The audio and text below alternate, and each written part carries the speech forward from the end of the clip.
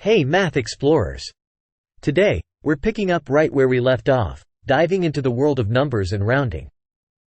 In our last video, we introduced you to the basics, and now, it's time to take it a step further.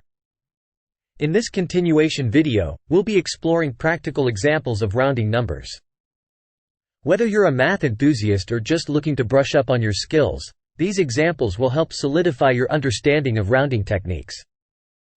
Get ready to witness rounding in action as we walk you through the steps. Now, let's take a two-digit number as an example and see how we can do the rounding. We will start with number 14 and we need to round it to the nearest 10. We will follow the steps we learned earlier. Step 1. Identify the rounding position and the digit to the right of the rounding place. Here the rounding position is the tens place and the digit right to the rounding position is 4. Step 2. Compare the digit with 5 to see if we need to do the round up or round down. Since 4 is less than 5, we will be rounding it down to 0. Step 3. Since we are rounding it down, we simply need to make the digit right to the rounding place as 0. So when we round the number 14 to the nearest 10, it becomes 10. Let's take another two-digit number. We will try to round the number 67 to the nearest 10. Again, we will follow the steps we learned earlier. Step 1. Identify the rounding position and the digit to the right of the rounding place. Here the rounding position is tens place and the digit to the right is 7. Step 2. Compare the digit with 5 to see if we need to do the round up or round down.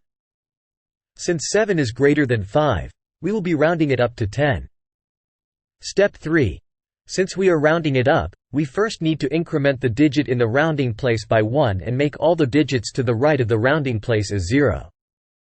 So when we round the number 67 to the nearest 10, it becomes 70. Now, we will try a three-digit number. We will try to round the number 953 to the nearest 10. Step 1. Identify the rounding position and the digit to the right of the rounding place. Here the rounding place is tens position and the digit to the right is 3. Step 2. Compare the digit with 5 to see if we need to do the round up or round down. Since 3 is smaller than 5, we will be rounding it down to 0.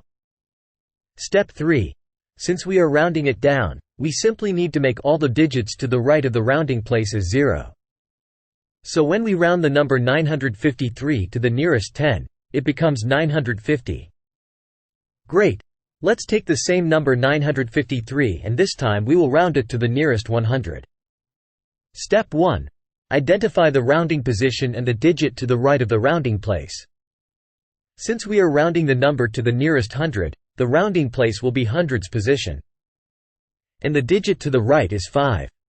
Step 2. Compare the digit with 5 to see if we need to do the round up or round down. Since 5 is equal to 5, we will be rounding it up to 10. Step 3. Since we are rounding it up, we need to increment the digit in the rounding place by 1. So, here, 9 becomes 10. We put 1 in the thousands place and 0 in the hundreds place.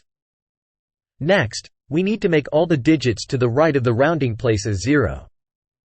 So when we round the number 953 to the nearest 100, it becomes 1000.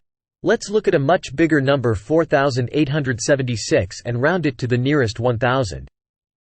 As you can see that the digit next to the rounding position is 8. Since 8 is greater than 5, we will be rounding it up to 10. To round up, we will increment the digit in the rounding position by 1. And make all the digits to right side of the rounding position to 0. So, when we round the number 4876 to the nearest 1000, it becomes 5000. Awesome! You did it, Math Explorers! You've mastered the art of rounding numbers. From tiny ones to big ones, you've got the skills. Keep practicing, keep exploring, and remember, math is like a magical adventure waiting to be explored. Thank you.